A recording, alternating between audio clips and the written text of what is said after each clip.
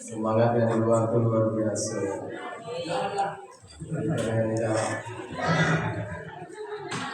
Ya, kepanasan, lampu mati. Mulai lah tu.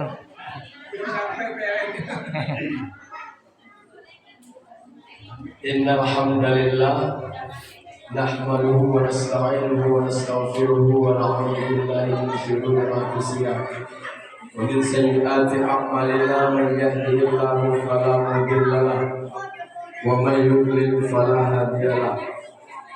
Asyhadu an la ilaha illallah. Asyhadu an la ilaha illallah wahdahu la syarika lah wa asyhadu anna sayyidana Muhammadan abduhu wa rasuluh la nabiyya ba'dah.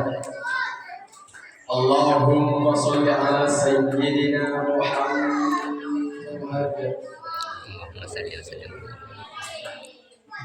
wa ala ali sayyidina Muhammad.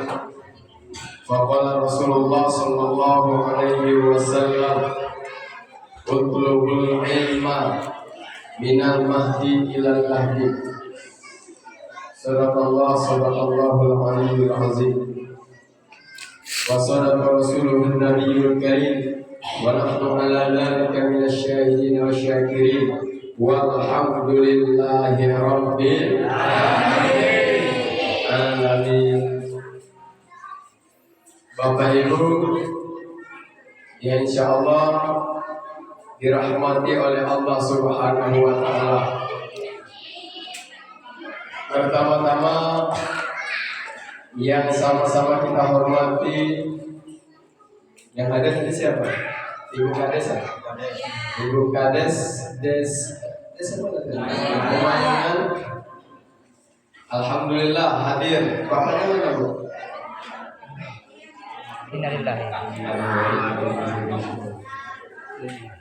Kita sama-sama berdoa.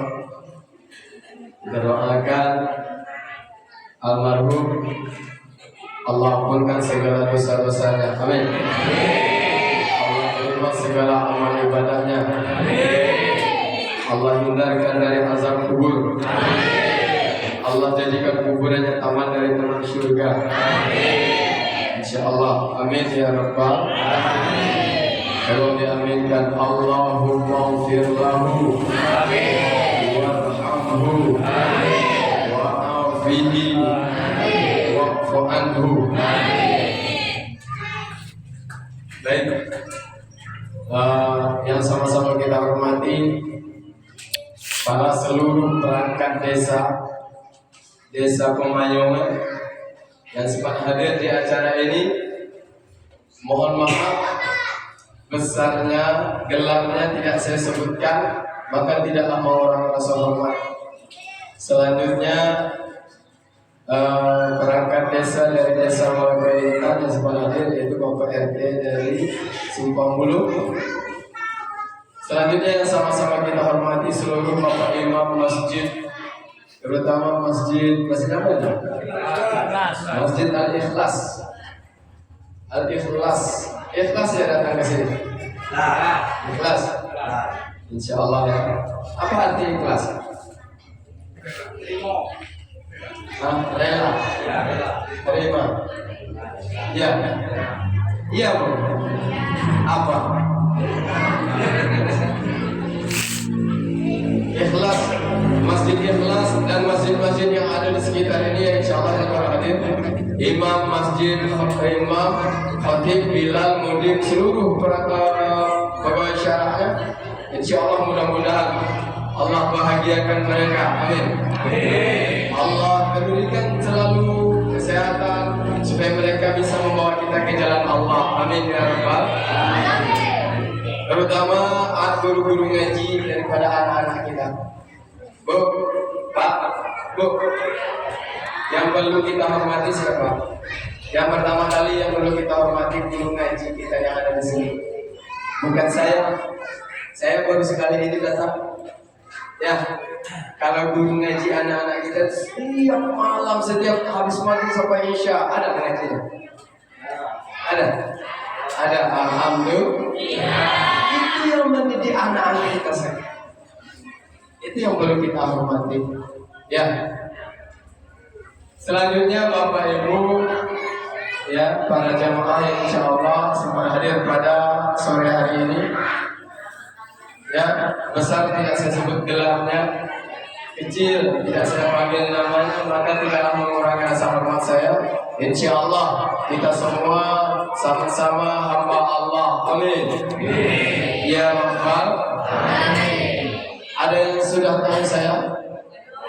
Belum ya? Belum pernah ketemu. Sekarang kita ketemu. Kenalan. Itu kenalan. Ya. Baik. Mana tahu kita ketemu di jalannya. Baik, nama saya bukan Kiai Haji ya. Itu terlalu dalam Kiai itu. Ya. Guru besar kalau Kiai Haji itu. Saya baru anak ingusan. Saya lahir tahun 88. Ya. Baru sekarang 35 tahun. Nama saya Nur Hadi. Ya. Dari Desa Malako Intan. Istri alhamdulillah baru 1. Mau 2? Itu tergantung takdir Allah.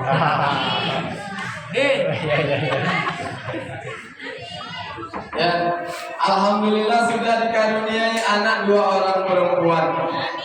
Kita sama-sama berdoa, ya Allah, jadikan anak-anak keturunan kami anak-anak yang soleh dan solehah. Amin.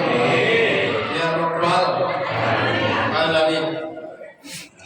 Alhamdulillah. Ya.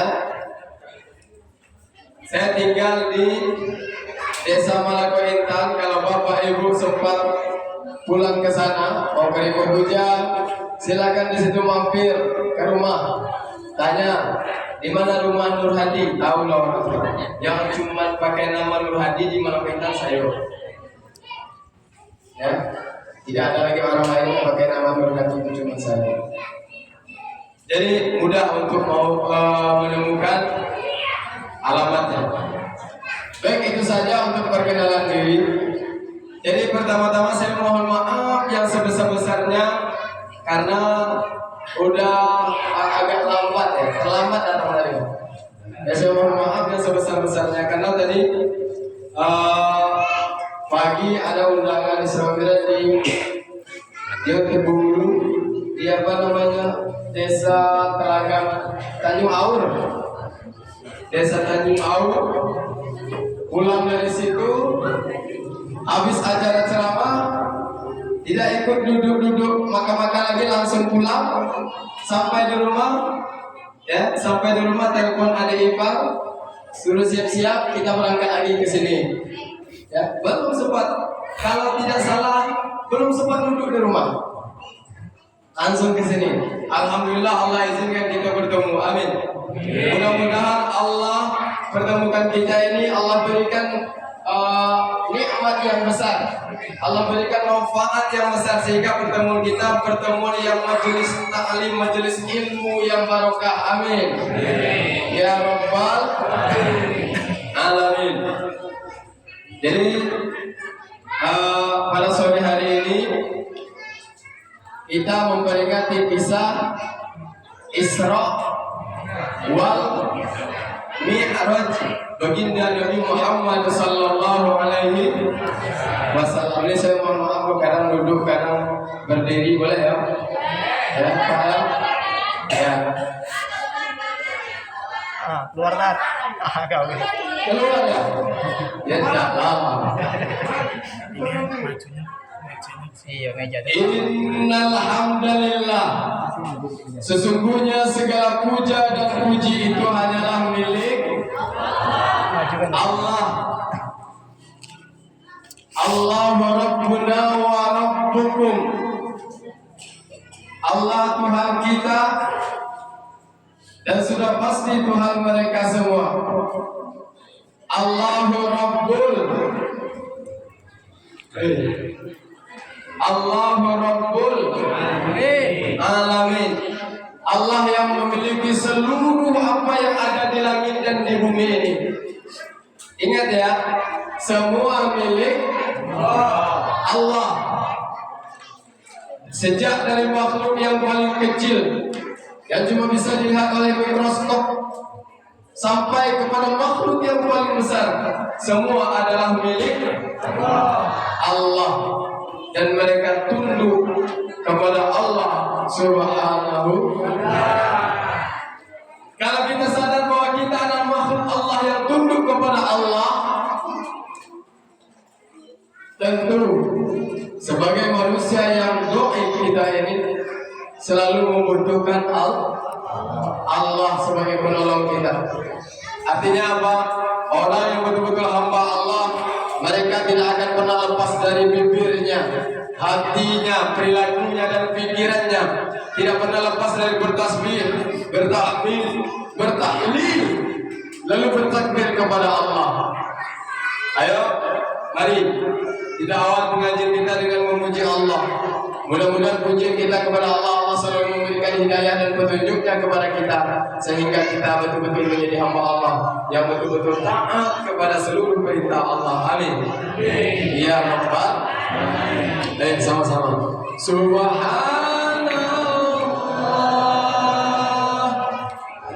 Sabar. Ya, sabar. Ulang. Subhanallah.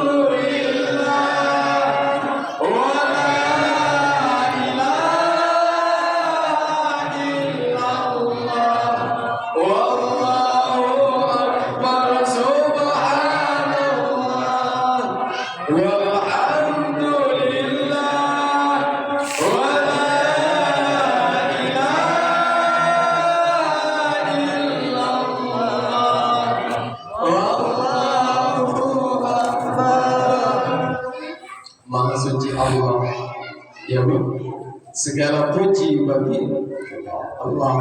Tidak ada ilahi, tidak ada Tuhan yang berhak disembah kecuali Allah. Allah Maha Besar. Allah Maha Besar berarti bermakna Huwallahu alladzi la ilaha illa huwa alimul ghaibi wasyahadah.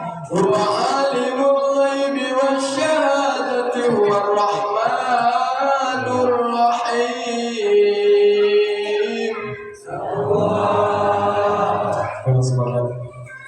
Semangat ya jawab Allah. Bisa Bu? Huwallahu alladzi la ilaha illa huwal malikul quddusus salam. Al-malikul quddusus salamul mu'minul muhaiminul azizul jabbarul mutakabbir. Subhanallahi amma yusyrikun.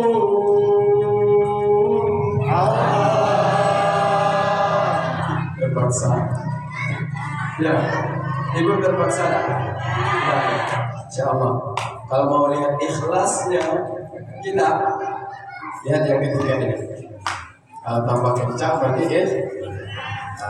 Huwallahul khaliqul bari'ul musawwir lahul asmaul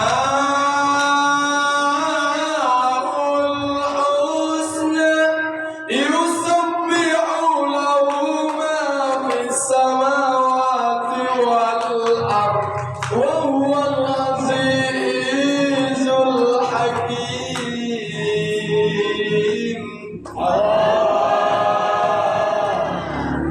Tahu artinya? Tidak. Bapak tahu artinya kan? Nah, sama. Sama nggak tahu. Allah berfirman di dalam surah Al-Hasyr 3 ayat terakhir, salah satunya Allah jelaskan di situ apa? Bukti kebesaran Allah Al-alimul ghaib wasyahadah. Di mana Allah begitu amat sangat tahu dari apa-apa yang kita sembunyikan. Ya. Hati yang katanya cuma segumpal darah, tapi segumpal darah ini sanggup menyembunyikan sesuatu tanpa diketahui oleh siapapun. Entah itu istri, suami, anak, siapapun tidak akan pernah tahu apa sebenarnya isi hati kita kecuali kita dan Allah Subhanahu wa Ta'ala. Ya, hati-hati ya Bu ya dengan yang namanya hati. Ya, Allah tahu. Allah tahu. Allahumma salli ala sayyidina wa habibina wa syafi'ina wa qurrati a'yunina wa maulana Muhammad.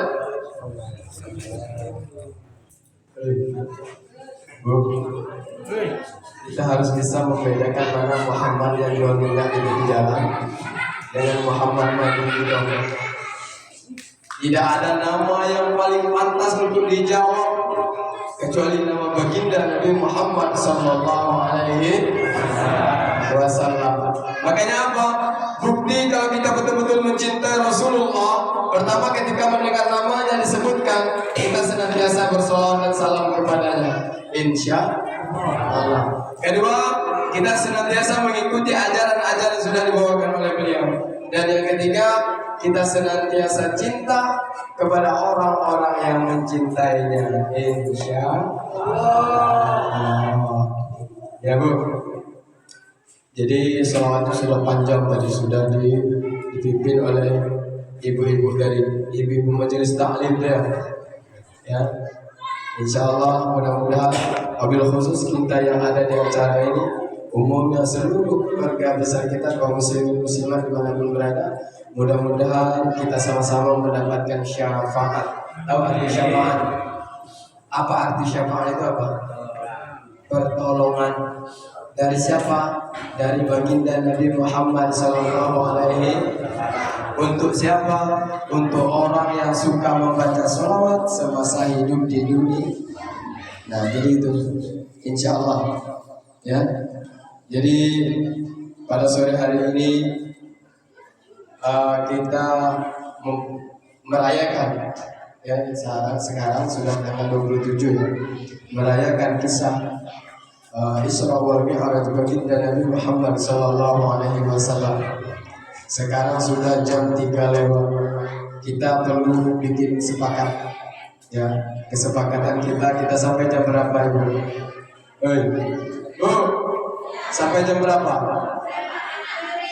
Maghrib. Bapak sanggup sampai maghrib? Sanggup? Enggak, Ibu sanggup? Duduklah Ibu, saya udah sanggup. Ya. Sekarang kita pilih, saya ada pilihan. Ibu mana yang lebih suka mau ceramah ya? Pendek tapi masuk semua, daripada panjang masuk separuh. Mana? Ceramah. Jangan yang lain. Semua. Pendek masuk semua. Pendek masuk semua atau panjang masuk separuh? Dengar Pak, jilid pendek masuk ceramah, maksudnya ceramah ilmunya, ya, jangan yang lain. Ini pikirnya pada satu, ya, panas. Baik, pada sore hari ini, sebagaimana yang dibacakan oleh Qori Ahmila tadi, katanya, Subhanalladzi asra bi'abdihi laylan minal masjidil harami ilal masjidil aqsa alladzi barakna hawlahu linuriyahu min ayatina innahu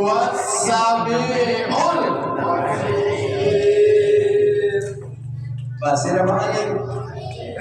Basir ya? Tadi kedengarannya ada yang alim, ada yang basir, ada yang ragu mau pengen jawab basir jadi asir. Jadi kan mana? Ya. Innahu muwasami'un apa? Basir. Basir ya. Ya sepakat basir. Basir mana basir? Gak ada. Gak datang. Ya, kita ulang dengan kompak menjawab basir ya di ujungnya. Subhanalladzi asra bi'abdihi lailan minal masjidil haram ilal masjidil aqsa alladzi barakna haulahu linuriyahu min ayatina innahu was-sami'ul Maha suci Allah. Nah, pertama Allah menyucikan dirinya di situ.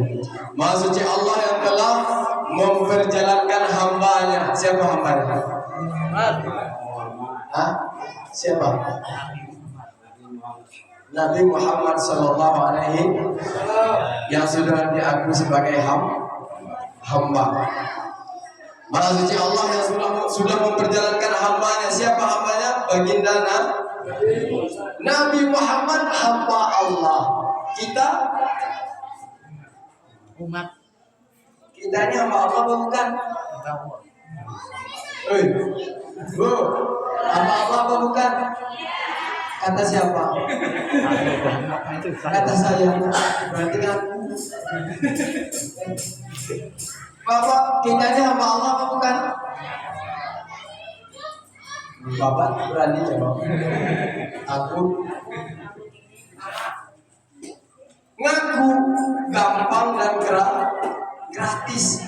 Pertanyaannya apakah kita diakui atau tidak sebagai hamba Allah? Tergantung kepada perbuatan kita semasa hidup di dunia. Jangan takut untuk menjawab hamba Allah. Ngaku itu boleh. Contoh, ibu kenal Pak Jokowi? Kenal. Pertanyaannya, Pak Jokowi kenal tidak dengan ibu? Seperti itu. Ya, kan seperti itu. Ya. Jadi kita boleh mengaku hamba Allah, tapi disesuaikan dengan perbuatan kita. Yang membuat kita hamba Allah adalah perbuatan kita seperti apa, kehidupan sehari-hari itu. Kan seperti itu. Ya. Maha suci Allah yang telah memperjalankan hambanya yaitu baginda Nabi Muhammad Sallallahu Alaihi Wasallam pada malam hari, ya, dari Masjidil Haram Makkah ke Masjidil Aqsa Palestina, ya, sampai langit ke-7, sampai ke Arash, lewat Sidratul Muntaha, Mustawa dan seterusnya sampai bertemu dengan Allah, lalu kembali lagi ke bumi dengan menjemput perintah sholat. Ini ringkas ceritanya seperti itu, ya. Artinya bahwa kita diperintahkan oleh Allah untuk sholat. Tadi ketua PHBI sudah mengatakan, bertanya kepada kita, kenapa sholat itu diperintahkan kepada kita? Kan seperti itu. Iya tak? Nah, ini alasannya. Kenapa sholat diperintahkan kepada kita? Tiga saja yang akan saya sampaikan. Pertama, kenapa kita diperintahkan oleh Allah untuk sholat? Karena kita sudah mengucap 2 kalimat syahadat. Coba kita lihat orang yang tidak mengucap 2 kalimat syahadat, tidak akan diperintahkan untuk sholat. Betul? Kenapa kita diperintahkan? Karena kita sudah meyakinkan di dalam hati, sudah diucapkan dengan lisan, asyhadu alla ilaha illallah. Aku bersaksi bahwa tidak ada Tuhan yang berhak disembah kecuali Allah. Itu alasan yang pertama kenapa kita diperintahkan untuk sholat. Artinya apa? Kita yang butuh Allah, bukan Allah yang butuh kita. Kita yang butuh Allah. Ya, sedunia ini, jangankan se-Indonesia, sedunia tidak ada orang yang sholat, Allah tidak akan berhenti jadi Tuhan. Percaya tidak? Ya, tidak akan berhenti Allah jadi Tuhan. Artinya apa? Kita yang butuh Allah. Ya. Jadi kenapa kita diperintahkan sholat? Karena kita sudah mengucap 2 kalimat. Kedua, kenapa kita diperintahkan oleh Allah untuk sholat? Karena kita makhluk yang paling sempurna di antara makhluk Allah yang lainnya. Contoh, ayo kita bandingkan. Ada makhluk Allah yang namanya malaikat, ada makhluk Allah yang namanya binatang, dan ada makhluk Allah yang namanya manusia. 3 makhluk Allah ini, ayo kita bandingkan. Malaikat Allah ciptakan cuma pakai akal, nafsu tidak ada. Kalau setiap hari malaikat tidak pernah salah, wajar, karena tidak punya nafsu. Pernah kita dengar sejarah malaikat Jibril salah, malaikat Jibril korupsi ayat? Pernah? Tidak pernah. Wajar, malaikat Jibril tidak pernah korupsi. Kenapa? Karena tidak punya nafsu. Pernah kita dengar malaikat Israel salah orang, salah target untuk mencabut nyawa? Pernah? Nggak pernah. Ya, wajar karena malaikat tidak punya hawa nafsu. Sebaliknya binatang, Allah ciptakan cuma pakai nafsu, akal tidak ada. Kalau setiap hari kita melihat binatang itu salah, wajar, karena binatang tidak punya akal. Sapi, kalau setiap hari makan tanaman kita, apakah sapi itu mikir ini punya orang atau tidak? Pernah ada yang seperti itu? Tidak, wajar. Binatang. Ya. Sebaliknya manusia yang Allah ciptakan, kata Allah itu fi ahsani taqwim. Makhluk yang paling sempurna di antara makhluk Allah yang lainnya, punya akal, punya nafsu. Kadang akal naik, kadang nafsu yang naik. Begitu akal kita naik, insya Allah derajat kita lebih tinggi daripada malaikat. Tapi begitu kita akal yang rendah, nafsu yang naik, itu derajat kita lebih rendah, bahkan jauh lebih rendah daripada binatang. Bagaimana kalau nafsu sudah naik lebih rendah daripada binatang? Manusia, ya, binatang, sapi, se-emosi pun sapi, sebesar apapun emosi sapi itu makannya tetap rumput. Betul? Coba kalau manusia yang sudah dikuasai oleh nafsu, makanannya apa? Bukan nasi, beton, diambil, ya. Apa maksudnya? Ya. Jadi seperti itu. Begitu nafsu kita naik, akal yang rendah, nafsu yang menguasai, maka derajat kita lebih rendah daripada binatang. Auzubillahi min zalim. 3. Kenapa kita diperintahkan oleh Allah untuk sholat?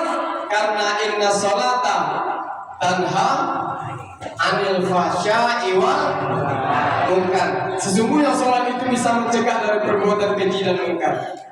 Ya. Artinya apa? Allah berkeinginan dengan kita melaksanakan sholat pelan-pelan memiliki sifat keji dan munkar yang ada di dalam diri kita. Apa itu sifat keji dan munkar? Sifat iri, hasud, sombong, takabur, dengki, SMS. SMS? Tidak tahu ya? Tidak tahu dulu SMS. SMS itu susah melihat orang senang, senang melihat orang. Ini bahaya penyakit ini, Bu. Jangan dikasih makan penyakit itu. Ya. Susah melihat orang-orang senang melihat orang susah. Ini penyakit hati.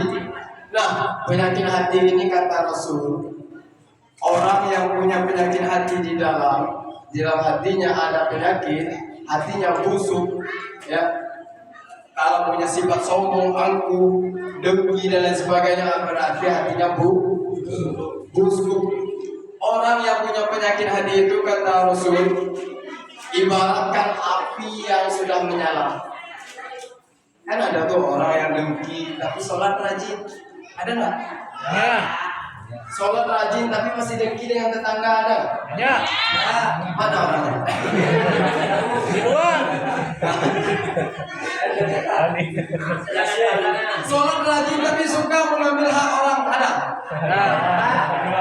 Di luar. Ada kan? Nah, kalau orang seperti itu, sholat rajin tapi dengki dengan orang, masih iri dengan orang, masih suka mengambil hak orang lain, berarti ibaratkan apapun amal ibadah yang kita lakukan, sholat, puasa, zakat, haji, itu ibaratkan kayu bakar yang sudah kering.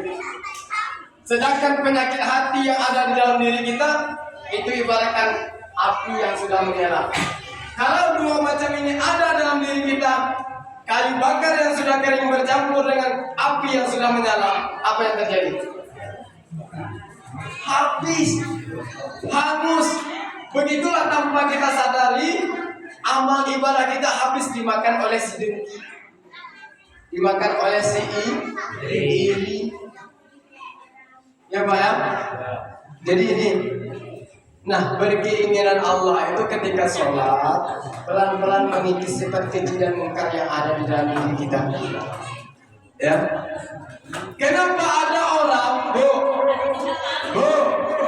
Pak, kalau mau melihat sholat kita diterima oleh Allah atau tidak, lihatlah sesudah kita sholat. Kalau sesudah sholat itu masih dengki, masih bisa mengambil, masih mau mengambil hak orang lain, oh berarti ada yang salah di dalam sholatnya. Ya, bisa saja mungkin cara berwuduknya kurang sempurna, ya kan? Bisa saja mungkin cara sholatnya tidak sempurna, bisa saja mungkin fikih sholatnya tidak sah, ya. Makanya tidak membawa pengaruh dalam kehidupan. Sesudah sholat santai saja mengambil hak orang lain, berarti tidak membawa pengaruh. Ini penting saya sampaikan, ya.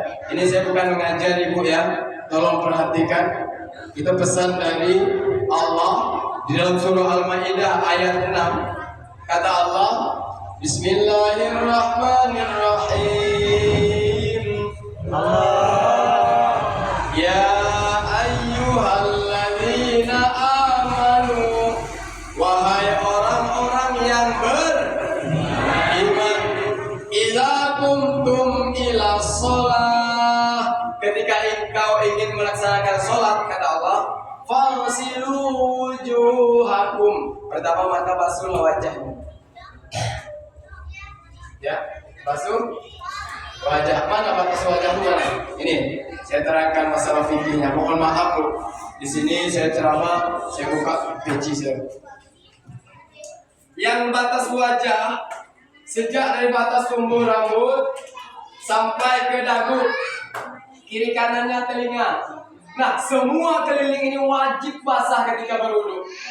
Ketika ada salah satu sedikit saja yang tidak basah keliling ini wajah, maka tidak sah wudunya. Kalau wudu tidak sah, maka sholat betul tidak sah. Atas tidak membawa pengaruh.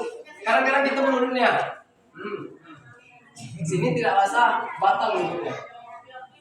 Ini, makanya yang namanya wajah itu dari perbatasan tumbuh rambut sampai ke dagu, kiri kanannya telinga. Ya, semua ini keliling wajib basah.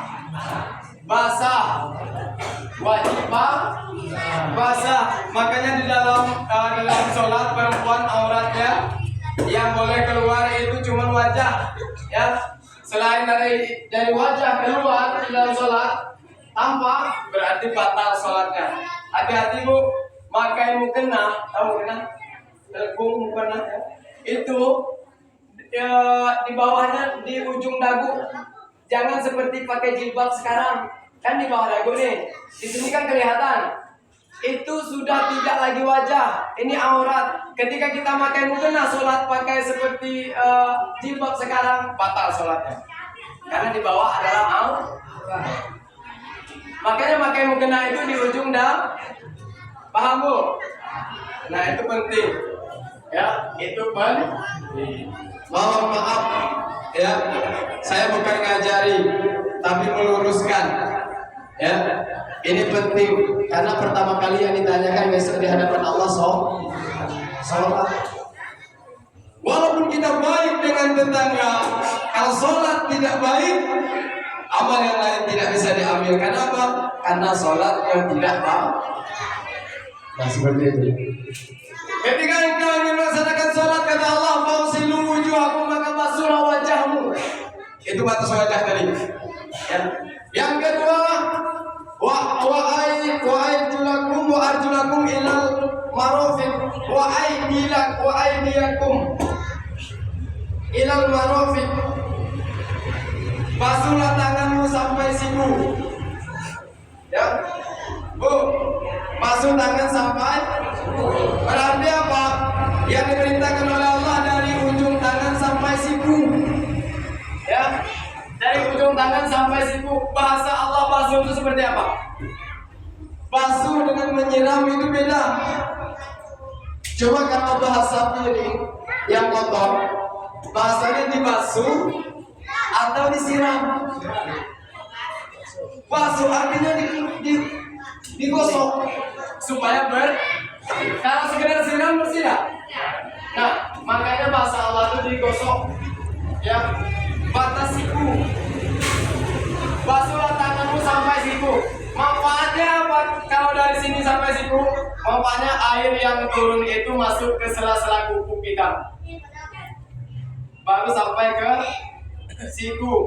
Kalau air tidak masuk, kalau kita dari siku ke ujung boleh sah asal bisa merata. Yang mudaratnya apa? Kalau ada kukunya panjang, air langsung tidak masuk ke sela-sela kuku, tidak sah untuk kita. Makanya jangan suka memanjangkan kuku. Bu, jangan suka memanjangkan kuku. Saya pernah baca satu riwayat. Orang yang memanjangkan kuku, satu kuku yang dipanjangkan itu ibaratkan memelihara sekandang babi.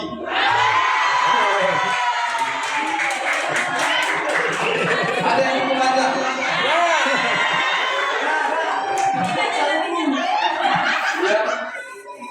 Satu kuku dipanjangkan sama ibaratnya memelihara sekandang. Kalau 10 bulunya, 10 jari itu panjang, nauzubillahimin. Makanya yang suka panjang kuku, coba kita lihat di TV, yang panjang kuku itu pasti jelek. Siapa? Malampir. Malampir panjang nggak kukunya? Ya, hantu. Yang panjang kuku siapa lagi? Ya. Ya, jadi jangan memanjangi kuku. Mudaratnya takut air tidak masuk, air wudhu tidak masuk ke sela-sela kuku. Ini bahasa fikihnya, Bu. Saya bukan ceramah tapi kita ngaji fikih sekarang. Yang ketiga, wamsahu bi ru'usikum. Sapulah kepalamu. Nah, kalau kita mazhab Imam Syafi'i, ya Pak ya, kita mazhab Imam Syafi'i ya.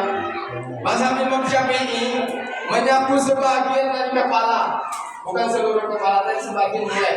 Ya. Bagaimana caranya nih? Saya ajarkan. Menyapu bagian dari kepala itu boleh seperti ini. Kita ambil air. Hah? Nggak nampak? Nanti duluan. Ambil air, buang, baru disapu. Jangan diambil air langsung ke kepala. Mandi. Kalau kita boleh sebelah, boleh kan menyapu sebagian dari kepala, boleh sebelah. Ambil air, buang, baru disapukan ke kepala.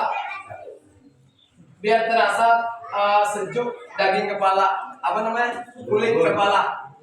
Bukan rambut, maaf, bukan rambut. Kalau rambut keenakan ibu-ibu. Kenapa? Ibu banyak rambut panjangnya, sudah pas tangan habis tangan, ambil rambut ujungnya. Bukan rambut tapi terasa sejuk di kulit kepala. Nah, supaya ambil air, buang, sapukan ke paham Bu? Nah, itu. Wamsahu bi ru'usikum, sapulah kepalamu. Dan yang terakhir yang keempat, wa arjulakum ilal ka'bain, basuhlah kakimu sampai mata kaki. Ini yang wajibnya 4 macam tuh. Wajib dibasuh, bukan sampai lutut, sampai kaki. Kadang-kadang buka kanan. Bukan seperti itu.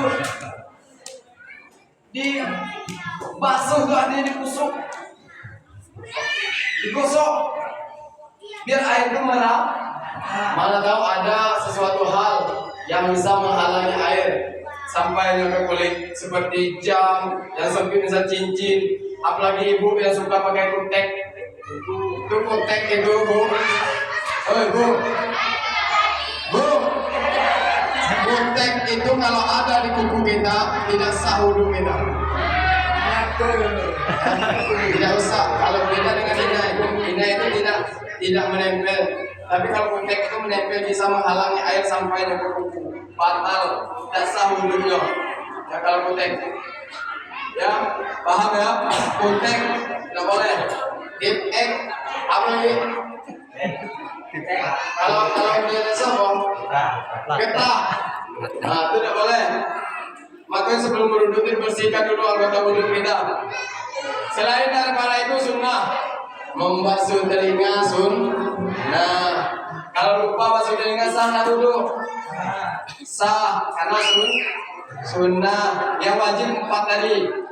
Wajah, tangan sampai siku, sebahagian dari kepala, kaki sampai mata kaki. Membasuh, kadang perempuan banyak tuh habis telinga nih, apa namanya ini, wuduk apa? Nah itu kan sering seperti itu lah. Itu sunnah. Membaca doa sesudah berwuduk sunnah. Paham ya Bu ya? Cara berwuduknya seperti itu yang diajarkan oleh Allah, yang ditafsirkan oleh Imam Syafi'i seperti itu.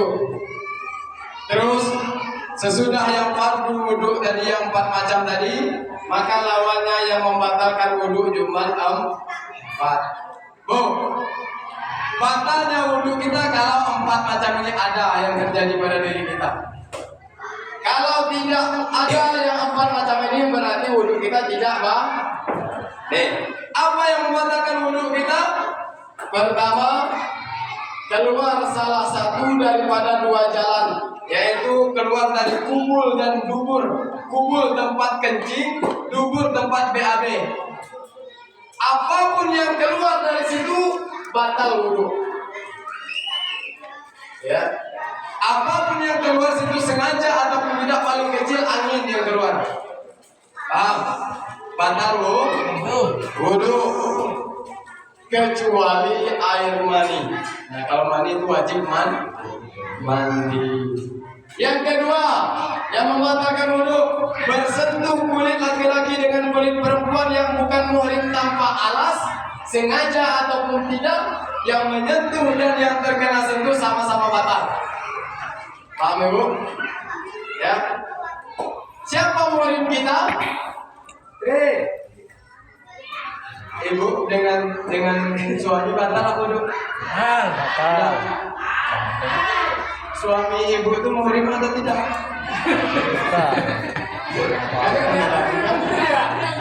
Bapak dengan istri bapak batal tidak wudhu?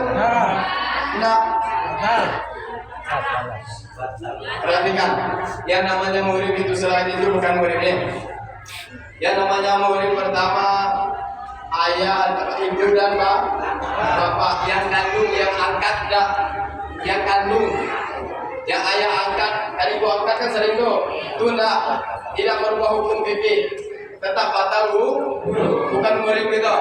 Ayah, ibu, paman, saudara ayah, saudara ibu, anak dari saudara ayah, tahu, anak dari saudara ibu, paham ya? itu ponaan kita ya, tidak batal wudhu. Mertua, itu muhrim itu tidak batal wudhu itu. Makanya bagi mertua jangan sekali-kali naksir dengan menantu, karena muhrim tidak sah. Sampai mati mertua tidak sah nikah dengan menantu ini. Kenapa? Karena sudah tidak batal wudhu. Sekalipun cerai, maaf, bapak punya menantu, cerai. Walaupun cerai dengan anak bapak, bapak juga sampai mati tidak bisa nikah dan tidak batal wudhu dengan menantu bapak. Walaupun sudah cerai dengan anak bapak. Nah seperti itu hukumnya. Ya. Siapa lagi anak sesusuan? Paham anak sesusuan? Itu dengan syarat-syarat yang tertentu. Kalau sudah jadi anak sesusuan itu tidak batal wudhu, itu muhrim. Ya. Suami bukan muhrim, batal wudhu, batal wudhu. Ya, bersentuh kulit laki-laki dan kulit perempuan yang bukan muhrim tanpa alas, yang menyentuh dan yang terkena sentuh sama-sama batal. Yang ketiga, yang membatalkan wudhu, hilang akal. Hilang akal. Ibu habis berwudhu pingsan, batal wudhu. Batal karena hilang. Bapak habis berwudhu tidur, batal wudhu. Batal karena hilang kecuali tidur duduk yang tetap kedudukannya. Contoh, bapak duduk tidak bersandar mendengar khutbah, misalnya Jumatan, duduk tidak bersandar dan tidak pakai tongkat, duduk normal seperti ini.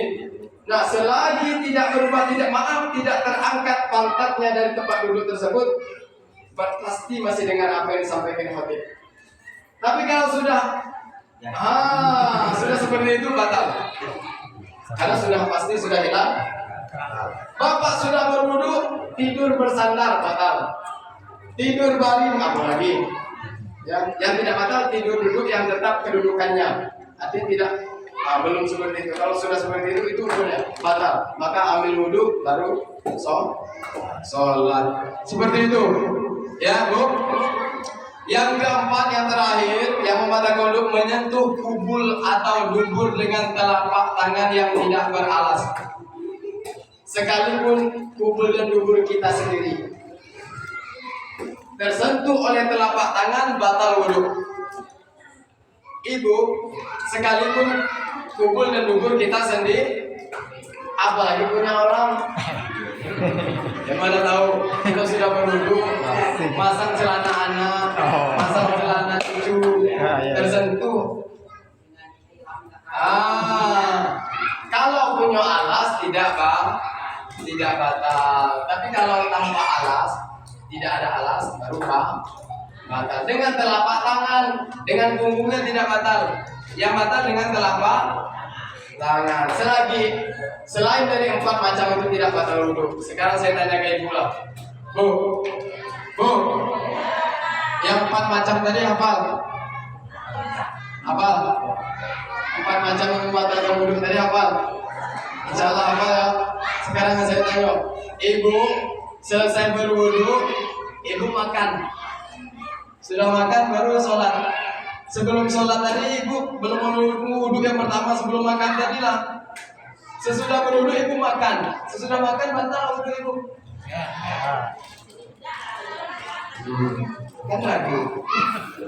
Yang membatalkan wudhu pertama, keluar salah satu daripada 2 jalan, menyentuh bersentuh kulit laki-laki dan kulit perempuan yang bukan muhrim. Hilang akal, menyentuh kubul dan dubur dengan telapak tangan. Ada tak makan? Berarti tidak, kecuali ibu makan sambil kentut. Ayo batal. Paham ya? Bapak dari rumah berwudhu mau ke masjid, belum sampai masjid, di dalam perjalanan bapak terinjak tai ayam. Batal wudhu? Enggak. Kenapa? Pakai seandainya tersentuh oleh kita tai ayam, kotoran kambing, kita sudah berduduk, batal wudhu? Enggak ya? Batal atau tidak? Ya. Ya. Tidak, karena tidak termasuk yang kan kita bahas kan wudhu, bukan sholatnya. Kalau sholat kita bawa najis, ya batal sholat.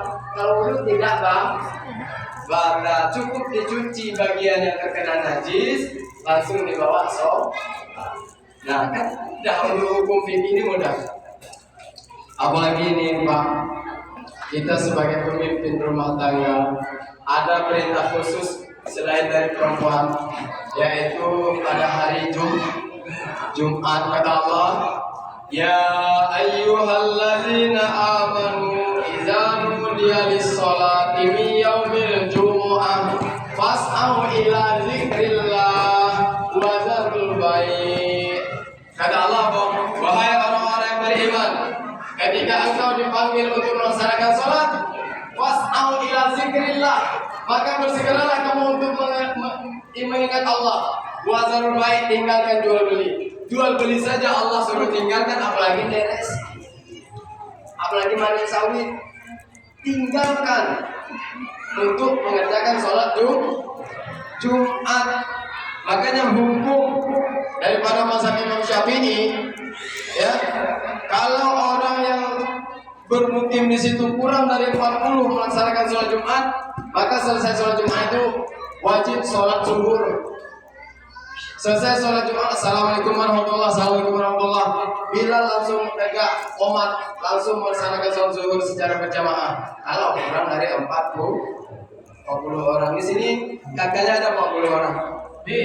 Nah, Nabi, ya, Yang sholat lima. apa yang ada? Warnanya nggak ada. Satu. Ya seperti itu ya. Itu aturan pada mazhab Imam Syafi'i. Ya, kurang dari 40 mungkin, maka wajib sesudah sholat Jumat itu diganti sholat zuhur dahulu, baru pulang. Ya, jadi seperti itu. Jadi inti dari acara kita pada sore hari ini, perintah sholat ini adalah perintah wajib yang harus kita kerjakan. Dan sekarang jadi pertanyaan buat kita, ya Pak, Bu, tujuan kita hidup di dunia ini apa? Ya. Bu, apa tujuan kita hidup di dunia ini apa? Nah, apa? Kerja. Kerja. Ibadah. Seperti apa ibadah itu? Seperti apa? Melaksanakan perintah. Ibadah itu seperti apa? Sedekah yang tujuan kita hidup di dunia. Terus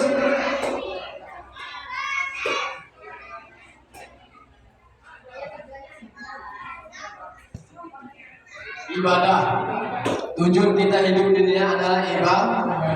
Wa ma khalaqtul jin wal insa illa liya'budun. Dan tidaklah aku ciptakan jin dan manusia kecuali hanya untuk ibadah kepadaku.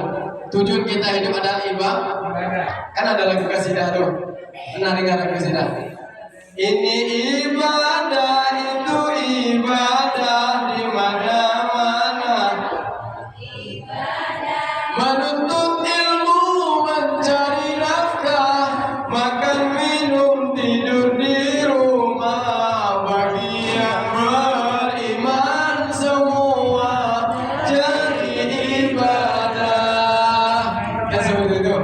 Ibu ngumpul di sini nuntut ilmu, ibadah.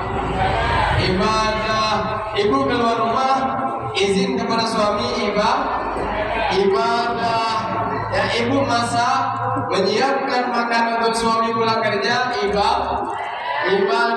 Suami keluar rumah dengan niat untuk mencari nafkah untuk keluarga, ibadah. Tapi banyak orang salah ketika beribadah itu yang didapatkan dosa. Begini dosa, begitu dosa di mana-mana. Orang berdosa sebaik-baik orang berdosa yang bertaubat pada Tuhannya, menghapus dosanya dengan amal yang berguna.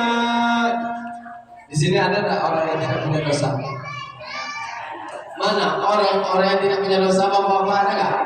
Yang nggak punya dosa, coba tunjuk tangan. Saya nak tengok wajahnya seperti apa. Yang nggak punya dosa itu siapa? Siapa? Yang namanya manusia pasti punya salah, pasti punya dosa. Sebaik-baik orang yang berdosa itu mau minta ampun ketika melaksanakan dosa, cepat-cepat berhenti, cepat-cepat taubat, dijadikan kesalahan sebagai pelajaran supaya tidak diulangi di masa yang akan. Nah, itu orang yang baik. Ya, tujuan kita adalah ibadah. Tujuan hidup ini adalah ibadah. Hidup yang paling tenang itu adalah orang yang mau bersyukur. Mau hidup tenang. Pak, mau hidup tenang? Ibu mau hidup tenang? Bapak pengen hidup tenang? Ingat, artinya hidup tenang itu bukan berarti santai-santai di rumah, dah. Itu pemalas namanya. Ya. Hidup tenang itu ya hidup seperti model tukang parkir. Tahu tukang parkir? Coba kita lihat tukang parkir di pasar. Mobil banyak, motor banyak, mereknya bagus-bagus, tidak pernah sombong. Ya, tukang parkir, mobil banyak, motor banyak, mereknya bagus-bagus, tidak pernah sombong. Nanti mobil itu pergi satu persatu, habis semua motor dan mobil. Tukang parkir tidak sedih. Sedih itu tukang parkir? Enggak kan? Santai. Apa rahasia tukang parkir kok bisa seperti itu? Kelas. Ikhlas. Ya. Ternyata tukang parkir ini rahasianya, Bu. Tukang parkir tidak merasa memiliki, tapi merasa dititip. Siapa saja merasa memiliki pasti dan kehilangan. Betul. Tapi kalau merasa semua adalah titipan Allah, hidup seperti tukang parkir. Pertama, titipan tidak boleh membuat kita jadi sombong. Ya Pak ya. Titipan tidak boleh membuat kita jadi sombong. Ada orang dititipkan harta oleh Allah jadi orang kaya sombong. Ada kita nampak orang kaya sombong? Banyak. Ya, mentang-mentang kaya dengan tetangga tidak mau kenal. Ya, tidak mau berteman dengan orang miskin. Ada kan seperti itu? Mana orangnya? Apa ini? Di rumah. Ya. Dititipkan oleh Allah harta jadi orang kaya sombong. Ada orang dititipkan jabatan oleh Allah jadi pejabat sombong. Ada kita nampak pejabat sombong. Ya. Pejabat sombong itu tahu tak? Fir'aun. Tahu Fir'aun? Fir'aun itu salah satu pejabat yang paling sombong tuh. Saking sombongnya Fir'aun sampai mengaku dirinya adalah Tuhan. Coba bayangkan. Saking sombongnya Fir'aun itu. Apa kata Fir'aun? Ana rabbukumul a'la. Saya adalah Tuhanmu yang paling tinggi katanya. Itu saking sombongnya Fir'aun itu. Makanya orang yang merasa titipan, tidak merasa titipan namanya sombong. Dititipkan oleh Allah jabatan jangan sombong. Mentang-mentang jadi RT tidak mau ditegur. Ada RT di mana RT sini? Bukan RT sini, bukan. RT kami sama jauh, bukan RT sini. RT sini insya Allah mau ditegur, ramah, amin. Ya Rabbal alamin. Titipan tidak boleh membuat kita jadi sombong. Yang kedua, titipan harus dijaga dengan baik. Namanya juga titipan. Contoh, ya, saya ada orang nitip mobil, motor. Pak, lupa nitip motor, boleh. Begitu motor diambil kaca spion pecah, knalpotnya hilang, ban kempes. Kira-kira marah nggak orang yang nitip? Marah. Apa bedanya Allah titipkan anak 3 orang di rumah kita? Dan dijaga dengan baik, tidak dititipkan ilmu dan iman dengan baik. Yang satu pemabuk, yang satu pencuri, yang satu narkoba. Marah Allah. Marah. Ingat anaknya adalah amanat dari Allah. Menyia-nyiakan amanat adalah khianat, dan khianat termasuk salah satu dosa besar. Nauzubillahi min dzalik. Maka jangan tinggalkan sholat ya Bu ya. Jangan pandang apanya.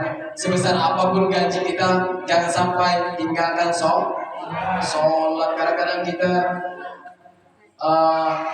suka meninggalkan sholat sehingga gaji kita tidak berkah.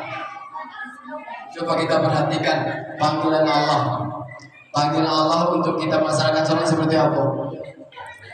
Allahu Akbar, Allahu Akbar. Apa artinya? Allah Maha Besar, Allah Maha Besar. Coba kita perhatikan mana orang yang membesarkan Allah, mana orang yang membesarkan dunia. Kalau orang yang membesarkan Allah, dia akan cepat-cepat berhenti dari semua aktivitasnya. Dia akan mempersiapkan diri untuk bertemu dengan Allah. Itu orang yang membesarkan Allah. Tetapi kalau orang yang membesarkan dunia, seperti apapun lagu orang azan seperti itu, dia tidak akan menghiraukan. Dia akan tetap mengerjakan pekerjaan dunianya. Itu salah satu ciri orang yang membesarkan dunia. Nah, kita dipanggil oleh Allah melalui muadzin itu. Hayya 'alas shalah.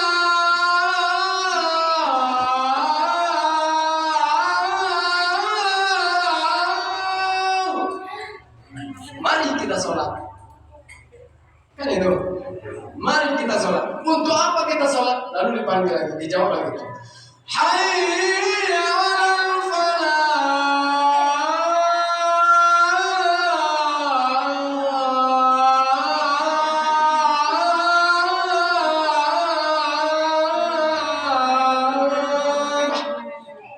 Mari kita meraih kemenangan. Kalau ingin menang,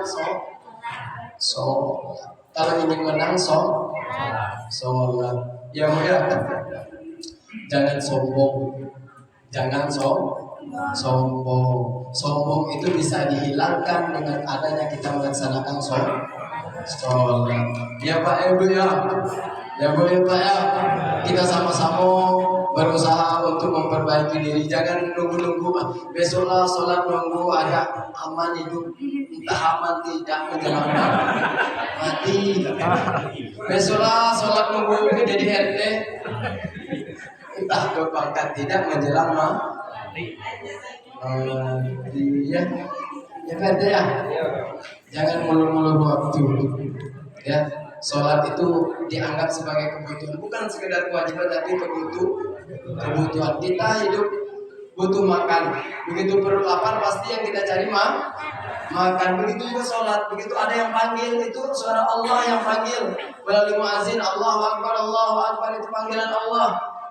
Kalau kita butuh dengan Allah, bersegeralah untuk melaksanakan sholat. Kan seperti itu. Ya, seperti itu ya. Ya, insya Allah. Ya, jadi ini waktunya sudah jam 4 sore. Ya, mudah-mudahan bermanfaat dari apa-apa saja yang kita berbicarakan tadi. Ya, mudah-mudahan Allah kabulkan segala keinginan kita. Amin ya rabbal alamin. Sebelum saya tutup, saya ada syair. Mau dengar syair? Mau. Syair ini saya dapatkan dari Ustaz Jeffrey Al-Bukhari. Tahu Ustaz Jeffrey Al-Bukhari? Tidak tahu. Tidak kenal. Ustaz Jeffrey tidak kenal kita. Kita kenal dengan sama Ustaz Jeffrey almarhum.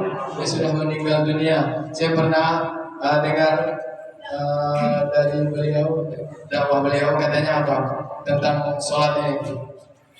Sepohon kayu daunnya rimbun, lebat bunganya serta buahnya, walaupun hidup 1000 tahun, kalau tak sembahyang apa gunanya? Walaupun hidup 1000 tahun, kalau tak sembahyang apa gunanya? Hidup 1000 tahun kalau tidak sembahyang tidak berguna. Apalagi yang hidupnya bentar. Berani meninggalkan sholat, tambah tidak berguna di hadapan Allah. Kalau kita ngikut Nabi meninggal umur berapa? Nabi Muhammad umur 63. Kalau ngikut Nabi berarti datang cuma 63. Kalau sore hari ini umur kita sudah 50 tahun, tinggal 13. Waspada. Bentar lagi. Kalau sore hari ini umur kita sudah 62 tahun 11 bulan.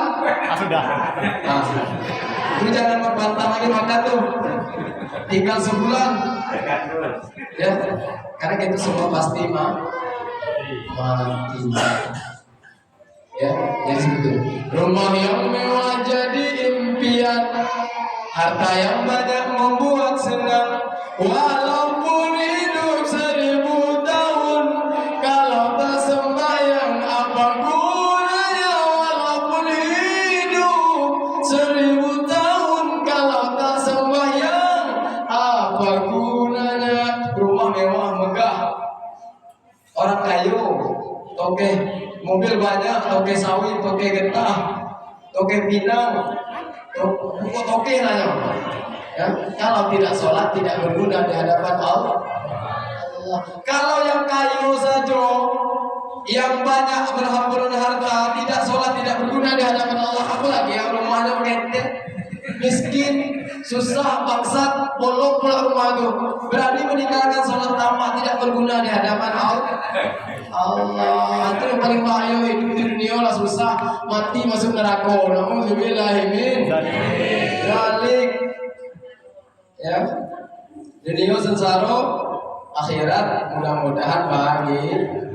Itu yang kita inginkan. Ya, jalani hidup dengan berpangkat, membuat diri jadi terhormat. Walaupun hidup 1000 tahun, kalau tak sembahyang apa gunanya? Walaupun hidup 1000 tahun, kalau tak sembahyang apa gunanya? Hidup berpangkat tinggi. Siapa yang pangkat tinggi? Presiden. Itu yang paling pangkat tinggi itu. Kalau tidak sholat tidak berguna di hadapan Allah. Kalau yang presiden saja, yang pangkatnya nomor 1 di Indonesia, tidak sholat tidak berguna di hadapan Allah, apalagi RT. Mana RT-nya tadi? RT dulu. Ambil dulunya. Sholat. Insya Allah RT-nya sholat. Amin. Ya Rabbal.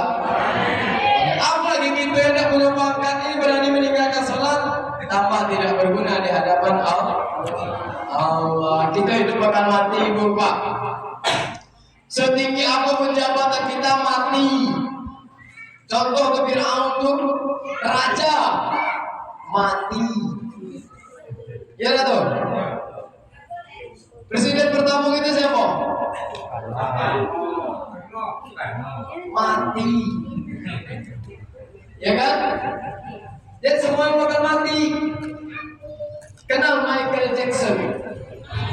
Itu raja pop dunia. Michael Jackson raja pop dunia, penyanyi pop dunia, mati. Apalagi penyanyi rebana. Mati. Ya. Tidak ada alasan kita untuk hidup selama-lamanya. Tidak ada jaminan kita untuk hidup selama-lamanya, karena kita pasti mati.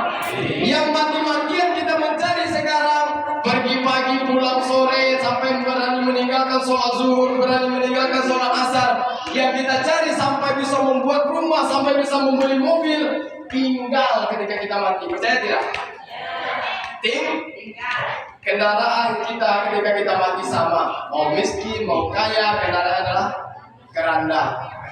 Itu kendaraan yang paling menakutkan di dunia itu.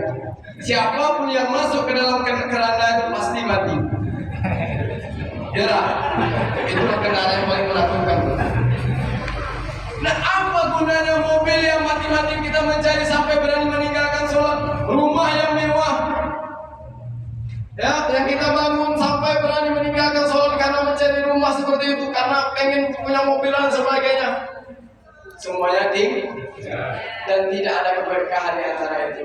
Yang bisa menemani kita adalah amal ibadah. Nah, jadi seperti itu ya, seperti itu. Jangan ngulur-ngulur waktu. Ya, sholat dan sholat. Mudah-mudahan bermanfaat. Kita sama-sama tutup acara kita dengan membaca suratul Fatihah. Kita bermohon kepada Allah, ya Allah, kami berkumpul di sini mencari ilmu, ya Allah. Maka daripada itu kami menutup acara kami dengan membaca suratul Fatihah. Maka kabulkanlah segala permohonan-permohonan kami, ya Allah. Ya Allah, ya Rahman, ya Rahim, yang berkat kami sama-sama membaca suratul Fatihah, ampunkan segala dosa dan kesalahan yang pernah kami lakukan, ya Allah. Ya Allah, dan berkat apapun yang akan kami baca yaitu suratul Fatihah ini, ya Allah, ampunkan segala dosa ibu bapak kami, ya Allah. Ampunkan segala dosa para guru kami, ya Allah. Ampunkan segala dosa dan kesalahan para pemimpin-pemimpin kami, ya Allah. Ya Allah, kalau keluarga besar kami, ibu, bapak kami, suami kami atau istri kami, siapapun mereka yang sudah meninggal dunia, ya Allah, maka ampunkan segala dosanya, ya Allah. Terimalah segala amal ibadahnya, ya Allah. Hindarkan dari azab kubur, ya Allah. Jadikan kuburan yang taman dari taman surga, ya Allah. Ya Allah, kami punya anak-anak keturunan, ya Allah. Maka jadikan anak-anak keturunan kami anak-anak yang soleh dan soleha, ya Allah. Ya Allah, ya Rahman, ya Rahim, ya Rabbal Alamin. Engkau yang maha mengetahui apapun yang kami inginkan, ya Allah. Ampunkan segala dosa dan kesalahan kami, ya Allah. Panjangkan umur taat kami, ya Allah. Panjangkan umur taat kami, ya Allah. Panjangkan umur taat kedua orang tua kami yang masih hidup, ya Allah. Ya Allah, ya Rahman, ya Rahim, ya Rabbal Alamin. Allahumma barik lana fi Rajab wa Sya'ban wa ballighna Ramadan. Ya Allah, berkahi kami di bulan Rajab dan di bulan Sya'ban, sampaikan kami kepada bulan Ramadan, ya Allah. Allahumma inna nas'aluka salamatan fid din, ya Allah, selamatkan kami di dalam agama ini. Wa afiatan fil jasad, sehatkan tubuh kami, ya Allah. Wa ziyadatan fil ilmi, tambahkan ilmu kami, ya Allah. Wa barakatan fil rizki, dan berkahkan rezeki kami, ya Allah. Wa taubatan qablal maut, ya Allah. Mudahkan ketika kami sakaratul maut, ya Allah. Mudahkan hati kami, mudahkan pikiran kami, mudahkan lisan kami untuk mengucapkan kalimat la ilaha illallah Muhammadur Rasulullah, ya Allah. Wa najatan minan nar, hindarkan kami dari azab neraka. Wal afwa 'inda hisab, dan mudahkan ketika amal kami dihisab, ya Allah. Ila hazihi niyah wa ila hadratin Nabi al-Fatihah. A'udzu billahi minasy syaithanir rajim. Bismillahirrahmanirrahim. Alhamdulillahi rabbil alamin. Ar-Rahmanir Rahim. Maliki yaumiddin. Iyyaka na'budu wa iyyaka nasta'in. Ihdinas siratal mustaqim. Siratal ladzina an'amta 'alaihim ghairil maghdubi 'alaihim waladdallin. Amin. Sebagai penutup, kita ingat pesan dari Ketua PHBU tadi, iyyaka na'budu wa iyyaka nasta'in. Hanya kepada Engkau lah kami menyembah, dan hanya kepada Engkau lah kami memohon pertolongan. Selesaikan dulu kita sama-sama, selesaikan menyembah kepada Allah. Insya Allah pertolongan Allah akan sampai kepada kita. Amin ya Rabbal Alamin. Mudah-mudahan bermanfaat. Akhirul kalam yang salah datang pribadi saya mohon maaf yang sebesar-besarnya. Ya Pak ya. Pertama kepada PRT, saya mohon maafnya PRT. Ya, bukan RT Siko dan RT Salo, tak mau subhanallah. Ya, mohon maaf yang sebesar-besarnya. Kalau ada yang salah kata, salah ucapan yang membuat hati tersinggung, mohon maaf ya Pak ya. Mohon maaf Ibu. Kalau ada umur yang panjang, kalau ada sumur di ladang, boleh kita numpang mandi. Kalau tidak ada sumur di ladang, boleh kita sama-sama tidak mandi. Kalau ada umur yang panjang, insya Allah kita akan dipertemukan kembali. Amin. Ya Rabbal. Ikan sempat, ikan gabus, ikan lele bawa ke pasar. Makin cepat makin bagus, bertele-tele berlalapan. Jadi saya mohon maaf yang sebesar-besarnya. Ambil yang bagusnya, ambil yang eloknya, tinggalkan yang buruknya selain daripada selop. Ambil yang elok, tinggalkan yang buruk selain daripada sendal. Ya, maksudnya penyampaian. Kalau sendal masing-masing lah. Kalau buruk bawa di rumah ini, buruk lah bawa balik. Sendal kawan, ya. Mudah-mudahan bermanfaat. Wallahu a'lam bishawab. Wa ilahil marji' wal ma'ab. Hadza min fadli rabbi, ya Allah. Ini semua hanya Assalamualaikum warahmatullahi wabarakatuh.